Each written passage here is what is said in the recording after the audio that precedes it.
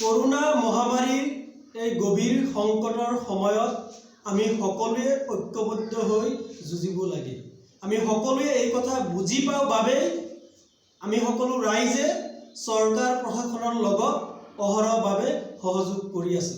লকডাউনৰ নিয়মসমূহ আমি কঠোৰভাৱে পালন কৰি আছো।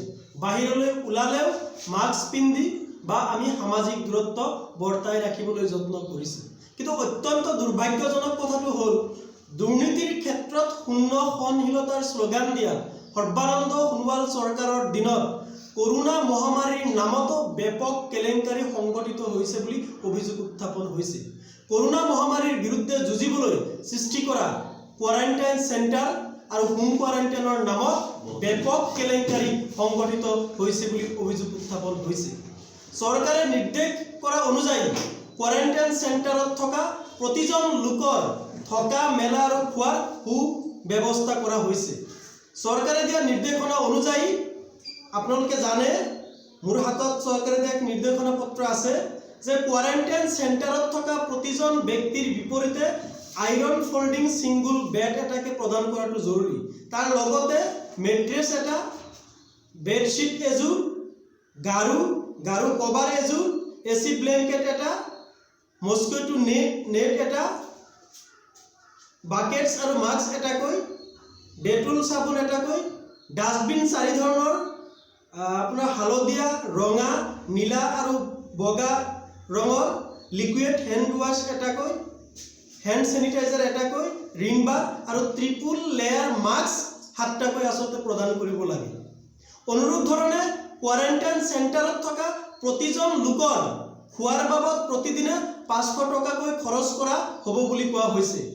চৰকাৰে দিয়া নিৰ্দেশনা অনুযায়ী আপোনালোকে জানে ব্ৰেকফাষ্টৰ নামত 80 টকা, লাঞ্চৰ নামত 150 টকা, ডিনাৰৰ নামত 150 টকা, দুবাৰকৈ চাহ দিয়া হ'ব তাৰ নামত 40 টকা, ৱাটাৰ বটল পানীৰ নামত 60 টকা আৰু পেকেজিঙৰ নামত 20 টকা, মুঠতে 500 টকা খৰচ কৰাৰ কাৰণে নিৰ্দেশ দিয়া হৈছে। অনুৰূপ ধৰণে হোম কোৱাৰেণ্টাইনত থকা লোকসকলৰ কাৰণে এক বিশেষ ব্যৱস্থা কৰিছে।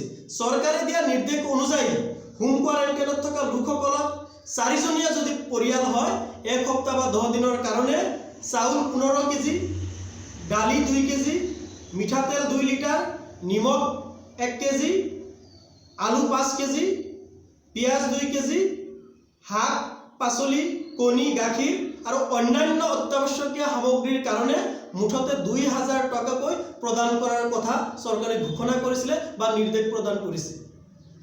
আপোনালোকে চাব পাৰে ইয়াত মোৰ লগত কাগজ এখন আছে, ইয়াত ধুনীয়াকৈ গোটেই কথাখিনি দিয়া আছে চৰকাৰৰ নিৰ্দেশনা অনুযায়ী যে প্ৰতিজন ব্যক্তিৰ নামত কেনেকুৱা ধৰণে খোৱা বাবদ প্ৰতিদিনে 500 টকাকৈ আচলতে খৰচ কৰিব লাগে।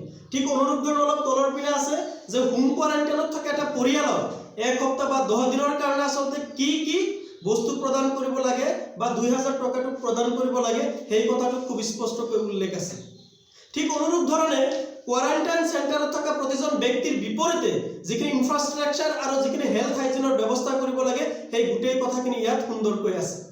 কিন্তু ইমানৰ পিছত আমি দেখিছোঁ যে অসমৰ বিভিন্ন প্ৰান্তত যিবিলাক কোৱাৰেণ্টাইন চেণ্টাৰ আছে সেই কোৱাৰেণ্টাইন চেণ্টাৰৰ পৰা মানুহবিলাকে অভিযোগ উত্থাপন কৰিছে যে তেওঁলোকে ভালকৈ তাতে থকা মেলাৰ সুবিধা লাভ কৰা নাই, তাতে ছ'চিয়েল ডিষ্টেঞ্চিং মেইনটেইন কৰাৰ পৰিৱেশ নাই, তেওঁলোকে সময়মতে খাব পোৱা নাই, খাব নোপোৱাৰ কাৰণে তেওঁলোকৰ মাজত হাহাকাৰৰ সৃষ্টি হৈছে।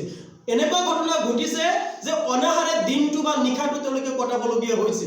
মুঠতে কোৱাৰেণ্টাইন চেণ্টাৰত থকা লোকসকলৰ মাজতো হাহাকাৰৰ সৃষ্টি হৈছে। এই অভিযোগবিলাক আমাৰ নহয়, আপোনালোকে সংবাদ মাধ্যমৰ লগত জড়িত মানুহ আপোনালোকে জানে যে বিগত সময়ছোৱাত অসমৰ মূলসুঁতিৰ সংবাদ মাধ্যমতো এনেকুৱা ধৰণৰ বিভিন্ন বাতৰি প্ৰকাশ পাইছে আৰু আমি খবৰ লৈ দেখিছোঁ যে হোম কোৱাৰেণ্টাইনত থকা কোনো পৰিয়ালে এতিয়ালৈকে চৰকাৰে নিৰ্দেশ প্ৰদান কৰা যে 2000 টকাকে পাব লাগিছিলে সেই 2000 টকা কিন্তু পোৱা নাই। মোৰ নিজৰ গাঁৱতে হোম কোৱাৰেণ্টাইন কৰা মানুহ আছে, তেওঁলোকৰ হোম কোৱাৰেণ্টাইন কৰা পিৰিয়ড শেষ হৈছে, আপোনালোকৰ বামুণবাৰী অঞ্চলতে আছে, তেওঁলোকৰ লগত যোগাযোগ কৰি দেখিছোঁ তেওঁলোকে কিন্তু চৰকাৰে যে নিৰ্দেশ প্ৰদান কৰিছিলে যে 2000 টকাকৈ প্ৰদান কৰা হ'ব তেওঁলোকে কিন্তু সেই সুবিধা কিন্তু লাভ কৰা নাই। গতিকে স্বাভাৱিকতে ৰাইজৰ মাজত চৰ্চা হৈছে, কোৱাৰেণ্টাইন চেণ্টাৰত থকা লোকসকলৰ মাজত চৰ্চা হৈছে আৰু আমিও সন্দেহ কৰিছোঁ যে কৰোনা মহামাৰীৰ নামতো কৰোনা মহামাৰীৰ বিৰুদ্ধে যুঁজ দিবলৈ কোৱাৰেণ্টাইন চেণ্টাৰ আৰু হোম কোৱাৰেণ্টাইনৰ নামত যি আঁচনি গ্ৰহণ কৰিছে সেই আঁচনিটো আচলতে ব্যাপক দুৰ্নীতি সংঘটিত হৈছে। গতিকে আমি কৃষক মুক্তি সংগ্ৰাম সমিতি আৰু ছাত্ৰ মুক্তি সংগ্ৰাম সমিতিয়ে আজিৰ এই সংবাদমেলৰ জৰিয়তে চৰকাৰ আৰু প্ৰশাসনক আমি সকীয়াই দিব বিচাৰিছোঁ, তেওঁলোকে যাতে কোনো ধৰণৰ দুৰ্নীতিত প্ৰশ্ৰয় নলয়, তেওঁলোকে যাতে কোনো ধৰণৰ দুৰ্নীতিক প্ৰশ্ৰয় নিদিয়ে আৰু দুৰ্নীতিক প্ৰশ্ৰয় নিদিয়াকৈ চৰকাৰে ঘোষণা কৰা অনুযায়ী কোৱাৰেণ্টাইন চেণ্টাৰত থকা প্ৰতিজন লোকক আৰু হোম কোৱাৰেণ্টাইন থকা প্ৰতিটো পৰিয়ালক বাবে সঠিক ব্যৱস্থা তেওঁলোকে কৰক। এইখিনিতে এটা প্ৰশ্ন নিশ্চয় উত্থাপন হ'ব, বিজেপিৰ সমৰ্থকসকলৰ লগতে একাংশ লোকে প্ৰশ্ন কৰিব, এই সময়ত আমি চৰকাৰক সমালোচনা কৰিব নালাগে। আমি পুনতেই কৈছোঁ যে আমি সকলোৱে চৰকাৰ আৰু প্ৰশাসনৰ লগত সহযোগিতা কৰিছোঁ, এতিয়াও সহযোগ কৰি আছোঁ আৰু কৰোনা প্ৰতিৰোধৰ বাবে আমি সকলোৱে সকলো সময়ত ঐক্যবদ্ধভাৱে আমি যুঁজি যাম। কিন্তু প্ৰশ্নটো হ'ল, বহুত মানে এই প্ৰশ্নটো কৰিছে যে যি সময়ত আমি আচলতে জীয়াই থকাৰ তাৰণৰ কথা চিন্তা কৰিছোঁ সেইখিনি সময়ত ভালকৈ খাব পোৱা নাই, সেই কথাটোক লৈ আচলতে অভিযোগ উত্থাপন কৰা উচিত নহয়। আমিও ক'ব বিচাৰি আছোঁ যে এতিয়া জীয়াই থকাৰ প্ৰশ্নটোৱে মৌলিক প্ৰশ্ন, কিন্তু তাৰ পিছতো চৰকাৰে যেতিয়া এটা নীতি ঘোষণা কৰিছে, আঁচনি ঘোষণা কৰিছে আৰু কোৱাৰেণ্টাইন চেণ্টাৰত থাকে বা হোম কোৱাৰেণ্টাইনত লোকসকলৰ কাৰণে এইবিলাক ব্যৱস্থা গ্ৰহণ কৰিছে, যদি সেই ব্যৱস্থাবিলাক সঠিকভাৱে পোৱা নাই তাৰ বিৰুদ্ধে আচলতে মাত মতাটো সচেতন ৰাইজৰ আৰু সংগঠনৰ কৰ্তব্য।